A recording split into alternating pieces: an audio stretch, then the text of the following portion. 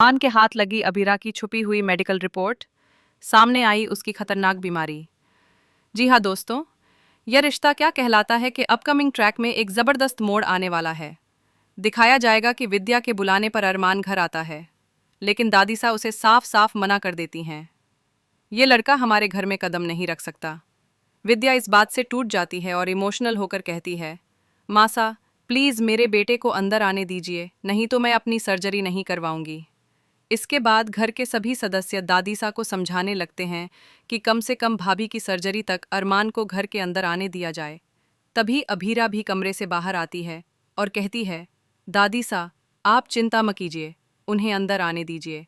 वैसे भी हम एक माँ को उसके बेटे से मिलने से नहीं रोक सकते। अभीरा की बात सुनकर दादीसा अरमान को अंदर आने देती हैं। अरमान को देखकर पूरा परिवार बहुत खुश हो जाता है। अरमान घर में आता है, लेकिन तभी अभीरा अपना बैग लेकर बाहर निकलने लगती है। वो कहती है, जब तक अरमान इस घर में रहेगा, मेरे लिए यहाँ रहना बहुत मुश्किल होगा।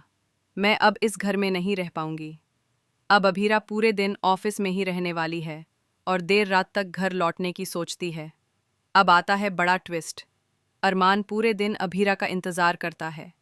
उसे उम्मीद होती है कि अभीरा आएगी और अगर दोनों बात करेंगे तो सारी गलतफहमियां दूर हो सकती हैं। इसी बीच अरमान की नज़र पुखी के गिफ्ट से भरी अलमारी पर पड़ती है। उसे याद आता है कि कैसे उसने अभीरा को पुखी से दूर कर दिया था और इतने सालों तक उसे खुद से भी दूर रखा।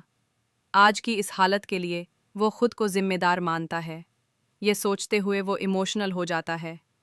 तभी वो गलती से अलमारी से टकरा जाता है और सारे पुखी के गिफ्ट्स ज़मीन पर गिर जाते हैं। गिफ्ट्स उठाते वक्त उसकी नज़र वहीं छुपी हुई एक मेडिकल फाइल पर जाती है। जब वो फाइल उठाता है तो चौंक जाता है। उस पर लिखा होता है, अभीरा। जैसे ही अरमान मेडिकल रिपोर्ट पढ़ता है, उसके होश उड़ जाते हैं। रिपोर्ट में साफ लिखा होता है कि अभीरा पिछले 7 सालों से डिप्रेशन में है और लगातार दवाइयाँ ले रही है। अब वो किसी भी मानसिक आघात को बर्दाश्त नहीं कर सकती। उसे खुश रखने की कोशिश की जाए।